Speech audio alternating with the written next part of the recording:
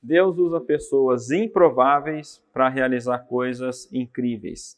Essa é a lição que nós vamos aprender estudando mais um dos nossos heróis, os personagens do livro de Juízes, Eude, o Canhoto. Sou o pastor Guilherme e gostaria de convidar você a nos acompanhar em mais esse estudo de Juízes.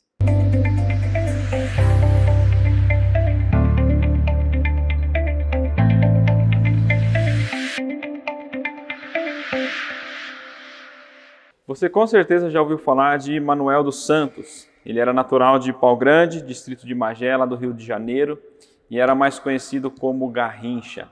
Você conhece o Garrincha pela sua habilidade no futebol e você conhece também Garrincha por uma qualidade, por uma característica natural dele. Ele tinha as pernas tortas. Era uma deficiência física que ele tinha e hoje, avaliando hoje o nível esportivo, talvez isso seria considerado uma deficiência que causaria impossibilidade dele jogar o futebol. Mas apesar dessa característica física dele, não impediu de Garrincha ser um dos maiores jogadores de futebol que nosso país já teve. E hoje nós vamos ver sobre Eude, alguém que tinha uma característica canhoto, né? Hoje para a gente isso não é tão relevante, mas para aquela época alguém canhoto era alguém que tinha uma deficiência física, mas apesar disso tudo ele não foi desprezado por Deus, ele foi usado por Deus. Deus usa pessoas improváveis para realizar coisas incríveis, é isso que a gente aprende no estudo de Eude, que nós vamos ver agora. Mas antes de entrar propriamente no nosso juiz Eude, nós vemos que mais uma vez o ciclo se repete na vida de Israel. Esse ciclo decadente, essa espiral decadente de apostasia, de pecado, de opressão, de clamor.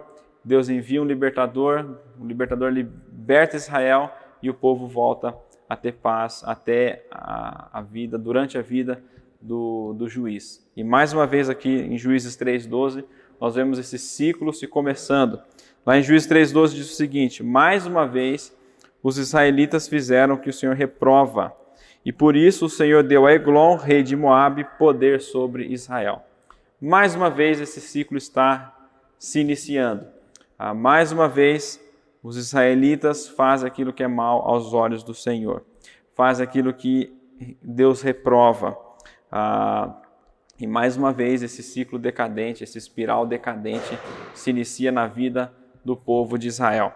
E por isso então, por causa da apostasia de Israel, por causa do pecado da idolatria de Israel, Deus então envia a opressão. Ele dá poder para Eglon, que oprime o povo de Israel por 18 anos.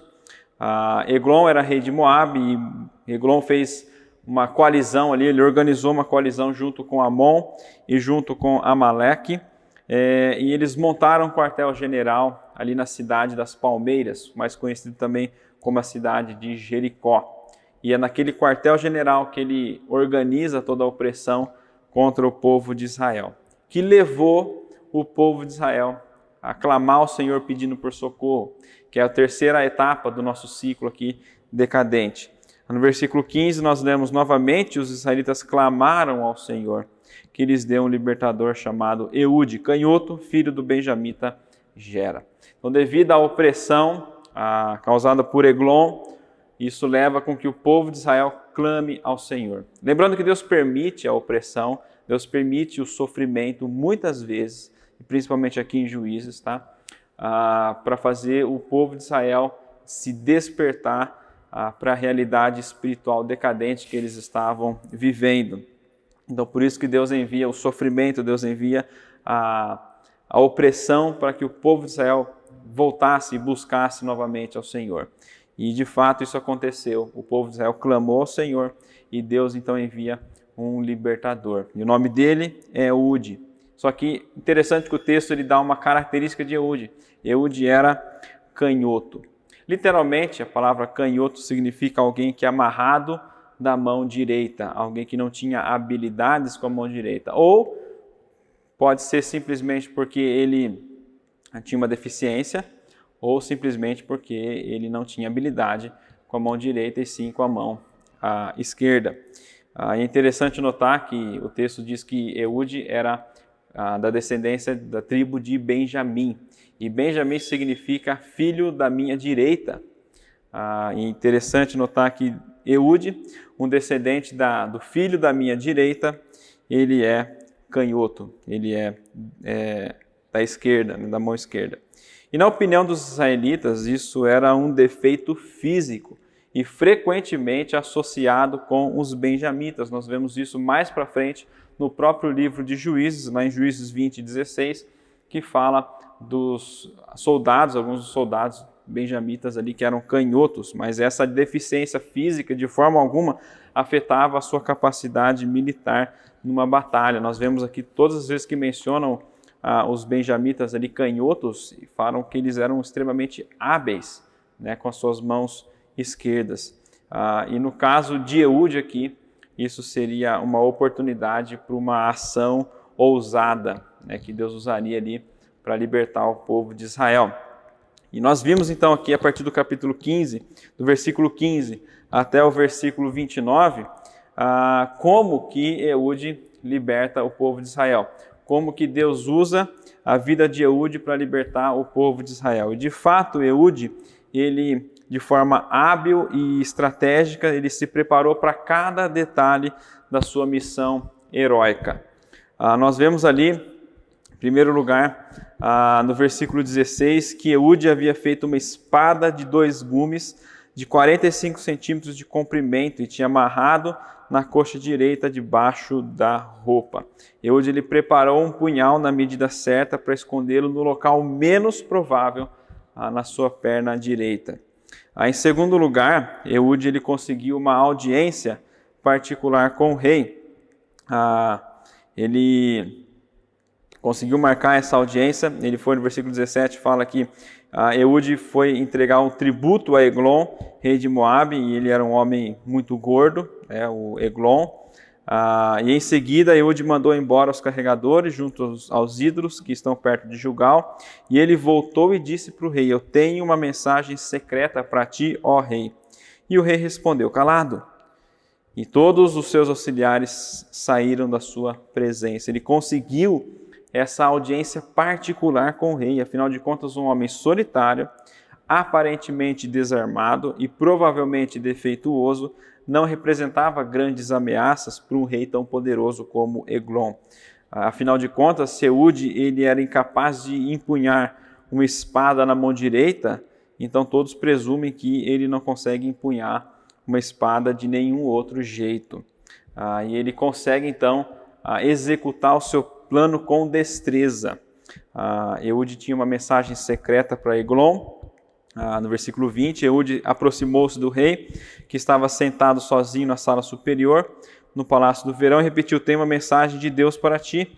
Quando o rei se levantou do trono, Eude estendeu a mão esquerda, apanhou a espada da sua coxa direita e cravou na barriga do rei. Até o cabo penetrou com a lâmina, e como não tirou a espada, a gordura se fechou sobre ela. Então Eude saiu para o pórtico, depois de fechar e trancar as portas da sala atrás de si.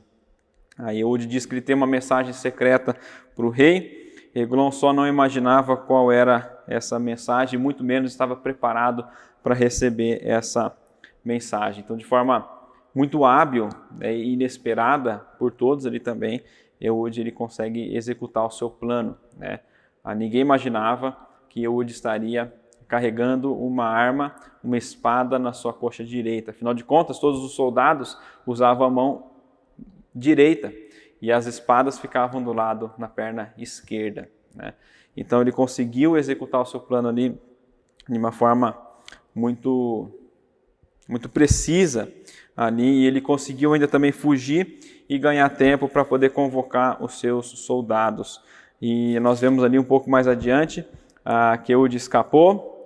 No versículo 27, quando ele chegou, ele tocou a trombeta nos montes de Efraim, e os israelitas desceram ao monte com ele à sua frente. Ele disse: sigam-me, pois o Senhor entregou Moabe, o inimigo de vocês, em suas mãos. E assim Eude então lidera com seus homens ali um pequeno exército, conquistando ali a vitória contra os seus inimigos. Naquele dia, Eude e seus homens mataram cerca de 10.000 soldados, e o texto diz aqui que eles eram fortes e vigorosos. E a conclusão da nossa história aqui de Eude é que, no versículo 30, naquele dia, Moabe foi subjugado por Israel e a terra teve paz por 80 anos. Então, Deus usando aqui uma pessoa completamente improvável para realizar coisas incríveis. Se alguém tivesse pedido aos israelitas para que eles pudessem escolher um líder, é bem provável que Eude teria perdido a eleição logo no primeiro turno. Mas, no entanto, foi ele que Deus escolheu para trazer libertação ao povo de Israel. Porque, na verdade, Deus é especialista de escolher e usar pessoas improváveis para realizar coisas impressionantes. Foi assim com Moisés. Quando Deus chama Moisés, Moisés diz: eu sou gago, eu tenho a fala pesada, a língua pesada, porém Moisés foi um dos maiores líderes que Israel já teve. Lembra da história de Davi também? Era o menor, o caçula de todos os filhos, porém foi um dos maiores reis que Israel já teve. Paulo, sem contar Paulo também, lá no Novo Testamento, ele era um dos maiores perseguidores do Evangelho, alguém completamente improvável, mas Deus o torna o maior propagador do Evangelho na história da igreja. Esse mesmo Paulo, ele vai dizer o seguinte, na 1 Coríntios 1, a partir do versículo 18, pois a mensagem da cruz é loucura para os que estão perecendo, mas para nós que estamos sendo salvos é o poder de Deus. E um pouco mais adiante, ainda lá em 1 Coríntios, ele vai dizer o seguinte, versículo 25, porque a loucura de Deus é mais sábia que a sabedoria humana e a fraqueza de Deus é mais forte que a força do homem. Irmãos, pensem no que vocês eram quando vocês foram chamados. Poucos eram sábios, segundo os padrões humanos, poucos eram poderosos, poucos eram de nobre nascimento, mas Deus escolheu o que para o mundo é loucura para envergonhar os sábios. Escolheu o que para o mundo é fraqueza para envergonhar o que é forte. Ele escolheu o que para o mundo é insignificante, desprezado e o que nada é, para reduzir a nada o que é, a fim de que ninguém se vanglorie diante dele. E é, porém, por iniciativa dele que vocês estão em Cristo Jesus, o qual se tornou sabedoria de Deus para nós. E sem contar também do nosso maior exemplo de alguém improvável, nosso Salvador Jesus Cristo. Lá em Isaías 53, de 1 a 3, nós lemos: quem creu na nossa mensagem, a quem foi revelado o braço do Senhor, ele cresceu diante dele como um broto tenro e como uma raiz saída de uma terra seca. Ele não tinha qualquer beleza ou majestade que nos atraísse. Nada havia em sua aparência para que o desejássemos. Ele foi desprezado e rejeitado pelos homens, um homem de dores e experimentado no sofrimento, como alguém de quem os homens escondem o rosto. Ele foi desprezado e nós não o tínhamos por estima. Porém, na continuação do texto, nós lemos que certamente ele tomou sobre si as nossas enfermidades e sobre si levou as nossas doenças. Contudo, nós o consideramos castigado por Deus e por Deus atingido e afligido, mas ele foi transpassado por causa das nossas transgressões. Foi esmagado por causa das nossas iniquidades. O castigo que nos trouxe a paz estava sobre ele, pelas suas feridas nós fomos curados. Jesus, com certeza, é um libertador muito mais improvável. Ele não apenas libertou o seu povo por meio de um grande triunfo, pelo menos não aos nossos próprios olhos, mas por meio de uma cruz. A expressão mais vergonhosa que poderia ter naquela época. Deus, de certa forma, mostra que em Cristo Jesus, ele mostra ao mundo que a sua salvação não acontecerá de forma alguma no estilo cinematográfico, mas a salvação acontecerá por meio de um homem comum, nascido numa simples manjedoura, crescido num povoado comum e até marginalizado. Afinal de contas, nós lemos no Evangelho, pode vir alguma coisa boa de Nazaré, mas é por meio de coisas improváveis que Deus realiza coisas incríveis. E é por meio da pessoa improvável, Jesus Cristo, que Deus realiza a maior de todas as libertações, a nossa tão grande salvação. Deus usa pessoas improváveis para realizar coisas incríveis. Deus usa a pessoa mais improvável, Jesus Cristo, para trazer a maior de todas as libertações. E essa libertação já aconteceu. Jesus já morreu na cruz pelos nossos pecados, ele já ressuscitou. E essa salvação agora é estendida, é oferecida a todos aqueles que creem. Então, se você ainda não foi salvo, se você ainda não foi liberto por Cristo Jesus, a oportunidade de você fazer isso é agora, por meio daquele único nosso Salvador, Jesus Cristo. Somente por meio dele nós podemos ser salvos e conquistar tão grande salvação por meio de Jesus Cristo. Amém? Fiquem todos com Deus e um grande abraço.